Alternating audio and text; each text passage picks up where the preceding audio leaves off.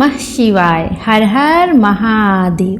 प्रिय भक्तों, सोमवार का यह पावन दिन केवल एक दिन नहीं बल्कि वह शुभ अवसर है जब भक्त और भगवान के बीच का संबंध और भी गहरा हो जाता है। यह वह दिन है जब सच्चे मन से लिया गया एक संकल्प जीवन की दिशा तक बदल सकता है। कहते हैं जो व्यक्ति इस दिन पूर्ण श्रद्धा और विश्वास के साथ भगवान शिव का स्मरण करता है, उसके जीवन के दुख, कष्ट और बाधाएं धीरे धीरे ऐसे मिटने लगती हैं जैसे उगते सूर्य की किरणें घने अंधकार को चीर देती हैं। यह केवल एक मान्यता नहीं, यह अनगिनत भक्तों का अनुभव है। एक ऐसा अनुभव जो मन को भीतर से शुद्ध करता है, हृदय को हल्का करता है और जीवन में एक गहरी स्थायी शांति भर देता है।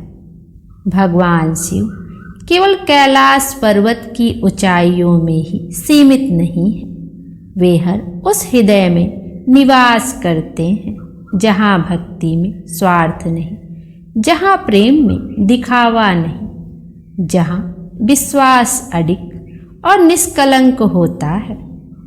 और जब कोई भक्त पूर्ण समर्पण के साथ सोमवार का व्रत करता है और उनकी कथा को पूरे मन से सुनता है, तो महादेव उसकी हर पुकार, उसकी हर मौन प्रार्थना तक को सुन लेते हैं।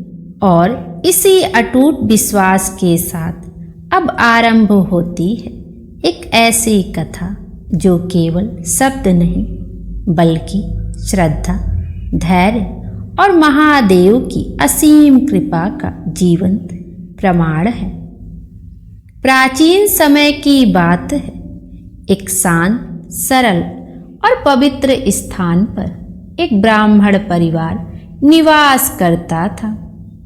वह स्थान इतना शांत था कि वहाँ की हवाओं में भी मानो भक्ति का स्पर्श था।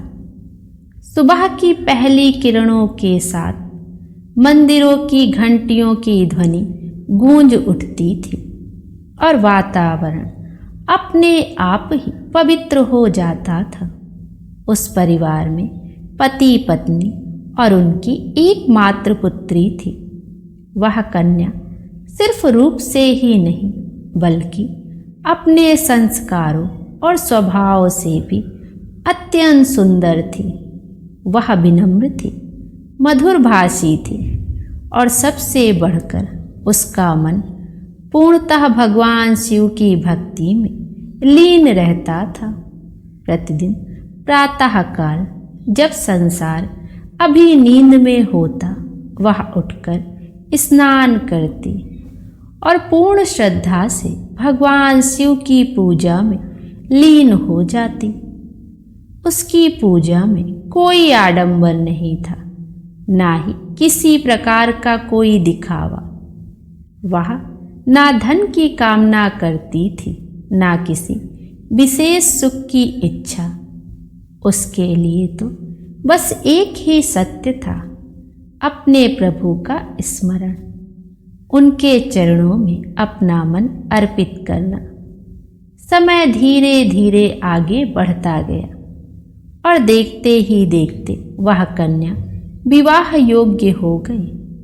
माता पिता ने उसके लिए एक योग्य वर की खोज प्रारंभ की। कई स्थानों पर प्रयास किए गए और अंततः एक संस्कारी, सुशील और योग्य युवक से उसका विवाह निश्चित हो गया। घर में मानो खुशियों का सागर उमड़ पड़ा। हर ओर उत्साह थी, हर चेहरे पर मुस्कान थी। किंतु नियति की चाल अक्सर मनुष्य की सोच से परे होती है। एक दिन जब ब्राह्मण अपनी पुत्री की कुंडली लेकर एक ज्ञानी जोशी के पास पहुंचा, तो जोशी ने कुछ क्षण मौन रहकर गंभीर स्वर में कहा, इस कन्या के भाग्य में विवाह के तुरंत बाद पति वियोग का योग है। यह सुनते ही समय जैसे थम गया हो। ब्राह्मण का हृदय काँप उठा। उसकी आंखों के सामने अपनी पुत्री का भविष्य धुंधला पड़ने लगा और भारी मन से वह घर लौटा और कांपती हुई आवाज में सारी बात अपने परिवार को बता दी। माता पिता शोक में डूब गए। उनकी आंखों से आंसू रुकने का नाम नहीं ले रहे थे, लेकिन उस कन्या के मुख पर एक अद्भुत और अलौकिक शांति थी।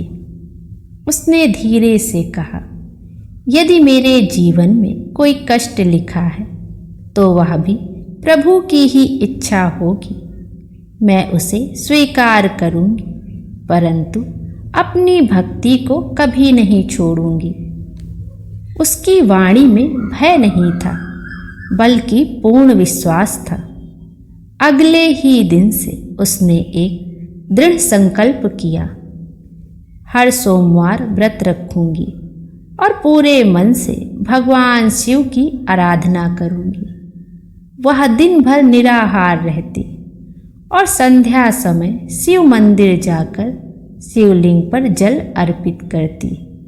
जब वह जल अर्पित करती तब उसकी आंखें बंद होती और मन पूर्णतः प्रभु में लीन हो जाता। उसकी प्रार्थना बहुत सरल थी, लेकिन उसमें हृदय की सच्चाई थी। हे महादेव, यदि मेरी भक्ति सच्ची है तो मेरे जीवन के इस संकट को आप ही दूर करें।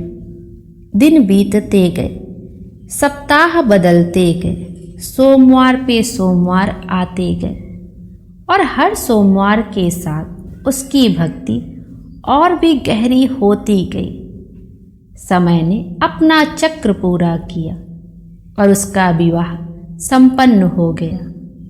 विवाह के पश्चात जब वह अपने नए घर पहुंची तो बाहर से सब कुछ सामान्य था, लेकिन उसके भीतर कहीं ना कहीं वह भविष्यवाणी एक छाया की तरह उपस्थित थी।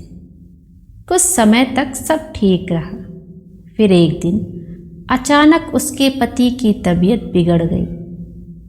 धीरे धीरे बीमारी बढ़ती गई और स्थिति गंभीर होती चली गई।